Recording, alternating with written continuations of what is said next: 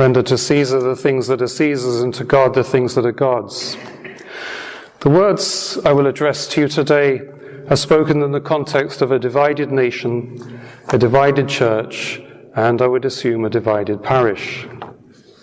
And you have presumably become accustomed to prelates, be they cardinals, archbishops, bishops, and priests, giving conflicting teachings.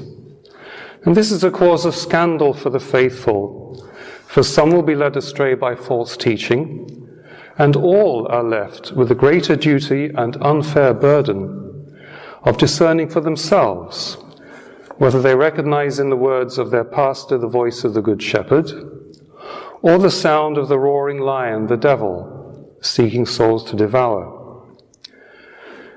If today you would not accept what this pastor says, at least in its essentials, it could only be because you do not hear in him the voice of the Good Shepherd, but rather of the roaring lion. And in that case, you might rightly choose to walk out in the course of this homily. Cardinal Tobin, the Archbishop of Newark, New Jersey, when asked if a Catholic could vote for Joe Biden in the upcoming presidential election, replied, "I think that a person in good conscience could vote for Mr. Biden, and frankly, in my own way of thinking, I have a more difficult time thinking about the other option." On the other hand, prelates such as Cardinal Burke, Archbishop Vigano, Bishop Strickland of Tyler, Texas, and priests such as Father James Altman of La Crosse, Wisconsin, Father Edward Meeks, a priest of the Ordinariate of the Chair of St. Peter in Towson, Maryland, and many others are very clear about the opposite, that a Catholic cannot vote for Mr. Biden, and that to do so could amount to mortal sin. The only way you could come to the same conclusion as Cardinal Tobin is if you ignore the glaring fact of the over 60 million abortions committed in this country since Roe versus Wade, and that Mr. Biden, together with Senator Kamala Harris, are avowedly pro-abortion. During that admittedly awful presidential debate, Mr. Biden pointed an accusing finger at President Trump as he said, "You want to overturn Roe versus Wade." To which my response would be, well, wouldn't that be a good thing? Be an answer to prayer. Mr. Biden has stated that if by some chance the Roe versus Wade decision were to be overturned by future judges on the Supreme Court, he would see to it that taxpayer-funded abortion on demand at any stage in the pregnancy and even beyond will be the law of the land, in accordance with his party's 2020 platform, which states, Democrats, and notice it's not the party, it's an exclusive term. If you're a Democrat, this is what you're signed up to. Democrats are committed to protecting and advancing reproductive health, rights, and justice. We believe unequivocally that every woman should be able to access high-quality reproductive health care services, including safe and legal abortion. We will restore federal funding for Planned Parenthood. In other words, they will make you and I pay for abortions, which provides vital preventive and reproductive health care, in other words, abortion, for millions of people. Democrats oppose restrictions on medication abortion. That's the Plan B after, morning after treatment, I guess. Restrictions on medication abortion care that are inconsistent with the most recent medical and scientific evidence and that do not protect public health. Dear friends, science tells us that from the moment of conception, there is a unique, irrepeatable, individual human being. Abortion does not protect public health. It kills a child and harms women. Mr. Biden's party's platform continues, Democrats believe every woman should be able to access high-quality reproductive health care services, including safe and legal abortion. We oppose and will fight to overturn federal and state laws that create barriers to women's reproductive health and rights, including by repealing the Hyde Amendment and protecting and codifying the right to reproductive freedom. Again, taxpayer-funded abortion with no questions asked. It goes on, Democrats will always protect sexual and reproductive health and rights.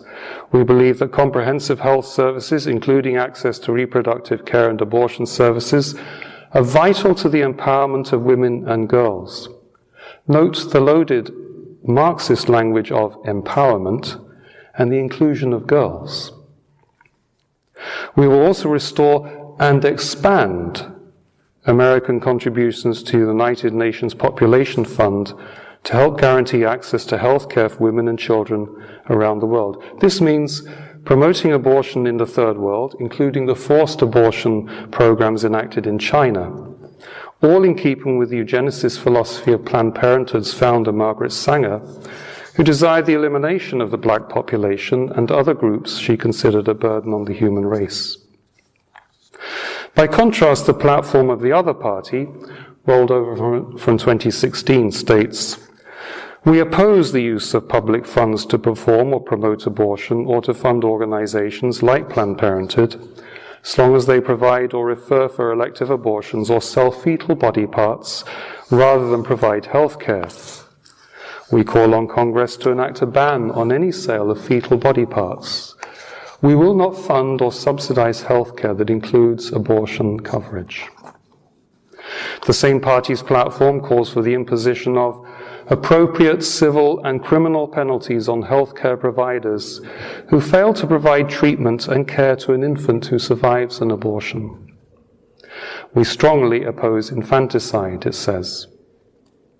It supports pain-capable unborn child protection acts at state level, prohibiting abortion after 20 weeks, the point at which current medical research shows that unborn babies can feel excruciating pain during abortions, and we call on Congress to enact the federal version. We support state and federal efforts against the cruelest forms of abortion, especially dismemberment abortion procedures, in which unborn babies are literally torn apart limb from limb. We call on Congress to ban sex selection abortions and abortions based on disabilities, discrimination in its most lethal form. I note in passing that Judge Amy Coney Barrett's, now there's an empowered woman if there was one, her youngest child has Down syndrome. We oppose embryonic stem cell research. We oppose federal funding of embryonic stem cell research. We affirm the dignity of women by protecting the sanctity of human life. Numerous studies have shown that abortion endangers the health and well-being of women, and we stand firmly against it. Dear friends, I'm not making a political address, but pointing to a moral imperative. There are many issues on which we can have differing opinions. Catholics in good standing can differ in their views on immigration, healthcare, on how to relieve poverty, climate change, foreign and economic policy, and other matters concerning human solidarity. But abortion is a most grievous offense against such solidarity, for the unborn are among society's most needful members. The right to life is a paramount issue because, as Pope St. John Paul II said, it is the first right on which all the others are based and which cannot be recuperated once it is lost. If a candidate for office refuses solidarity with the unborn, he has laid the ground for refusing solidarity with anyone. In addition to the scandal of division among the pastors of the Church, it is particularly scandalous today that the most prominent Catholic politicians are the most anti-life. Such Catholics are truly wolves in sheep's clothing. They insinuate themselves into the flock, wearing the coat of sheep, professing to be Catholic, yet underneath they are wolves, dissenting from the most essential matters of divine law, such as the sanctity of the lives of the unborn, the sanctity of marriage as a union between a man and a woman. Let us remember that Catholic Joe presided at a same-sex so-called marriage in the White House when he was vice president. As such, he and others not only fail to render to God the things that are God's, but act as Caesars, usurping power over the things that are God's. The same Jesus who urged us to render to Caesar the things that are Caesar's also promised his disciples that Caesar would persecute them and condemn them to death. and in his own ears rang the words of his own people who shouted, "We have no king but Caesar." And God himself was condemned to death.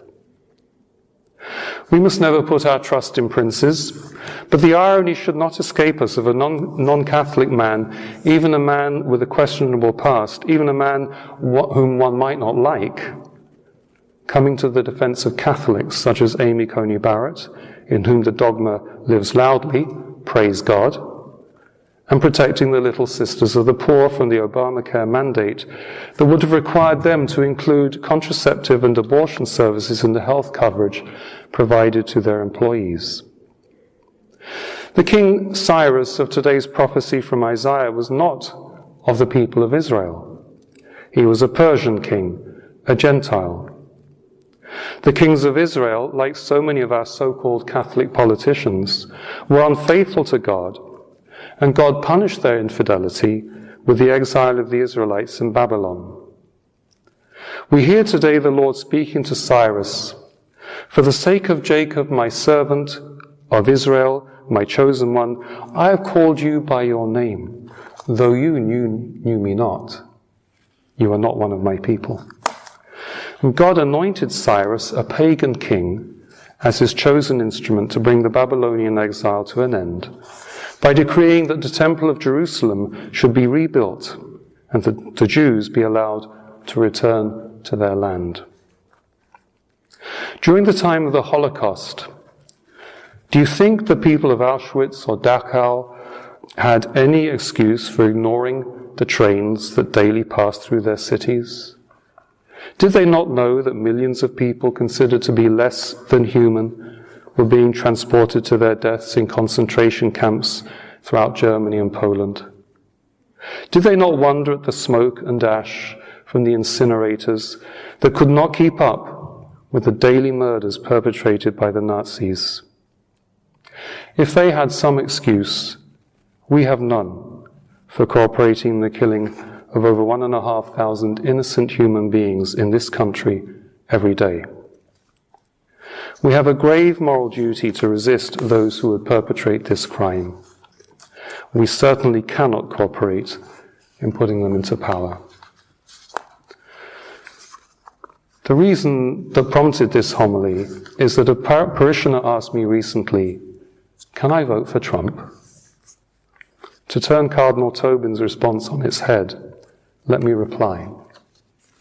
A Catholic in good conscience could vote for Mr. Trump, and I would have a more difficult time thinking about the other option.